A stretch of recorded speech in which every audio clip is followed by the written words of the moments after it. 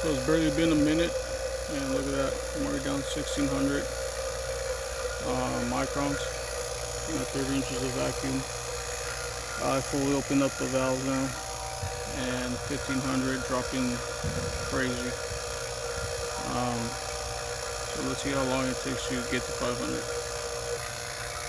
So literally it's been about a minute since I paused the video, and already now down to 900, dropping like crazy. Look at that.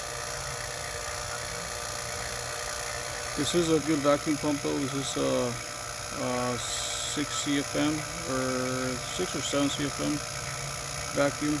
So this is a bigger vacuum than the one that we have, but man, it just keeps dropping. Look at that.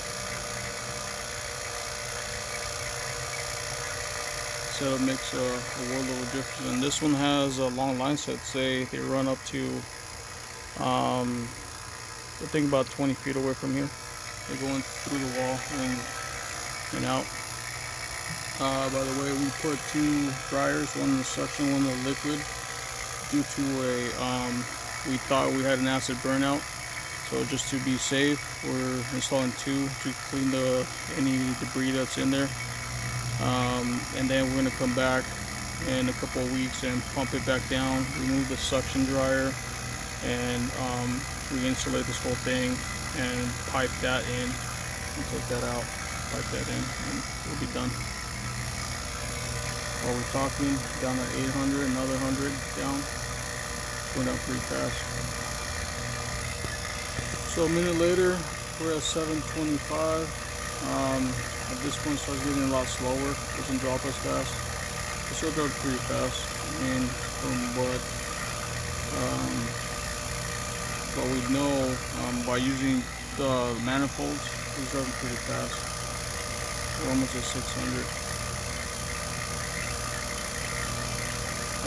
We're pretty much almost done, and I've been pulling the vacuum for like 3, 4, 5 minutes, we'll say. And remember, I first did my setup and made sure that I had no leaks. I got it down to 100 microns on my setup only, and then I opened up the valves. If I can bring my setup down, low enough, then I have some sort of leak. And like I said, I did have a leak back here initially. So 693, dropping. Well, I think we're gonna be done before lunch. It took me longer to bring all my stuff out here than it did to pull this vacuum.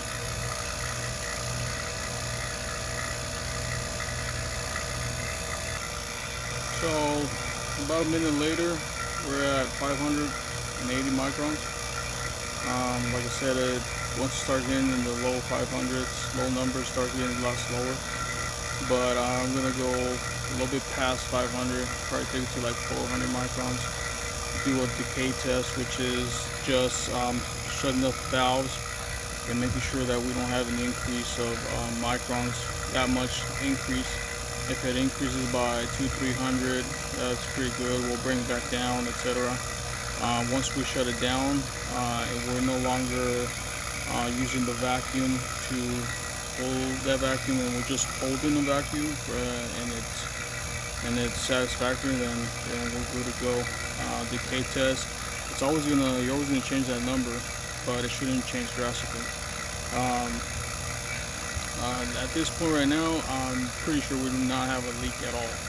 But if the microns keep increasing, that means there's probably some more moisture in the system, and more likely down at this compressor. And I do is just kick it down a little bit, or grab a rubber mallet and kind of move it around, and it'll move the oil at the bottom around, and then if there's any moisture stuck in there, it'll come back up and it'll get sucked out.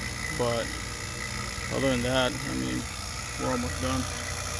5-4, 54. So literally another minute later, we just hit our mark to at 494, below 500, where we want it to be. And we're increasing a little bit back up. At this point, it's very delicate. you get to 500, you definitely do not have a leak. And all that changes some moisture that's probably in the gauges or in the hoses behind the valves at the bottom that's evaporating or boiling off and then going back in here, and this thing is sensing it. But 494 is pretty low, it's pretty good. So what I'm going to do now is I'm going to do a decay test, but and then after I'm done, I'm going to actually test this micron gauge, because it's been sitting in the shop for a while and I'm going to start using it, and I just want to make sure it's reading correctly. So I'm going to swap this. All I have to do is close this valve off, so I'm isolating the top, and just keep this running and take this off and swap it out. That's all I'm going to do. So I swapped the micron gauge. Immediately went down to 74 microns. I'm going to open this back up and see where we're at. And it's going to come back up. We'll open it up back to the system, and we're at 354. So it's reading about the same thing as this one. So this micron gauge is good. This one, it was reading about 430. So I think it's reading a little like 100 microns below. I don't know. We have to probably calibrate them because I don't know which one's telling the truth. They're about 100 microns difference. So, but it works. It works good. And all I gotta do is you usually want to clean it with alcohol. Just drop some little bit of alcohol, shake it around, and let it dry out, and it'll clean whatever oil is in there. And yeah, that's it. I attached this guy, switched it out. Still reading 320. It's still looking good. All right, so we're at 308 now. Take a little bit longer to drop microns now. We probably drop in 1 micron every minute. So now at 300,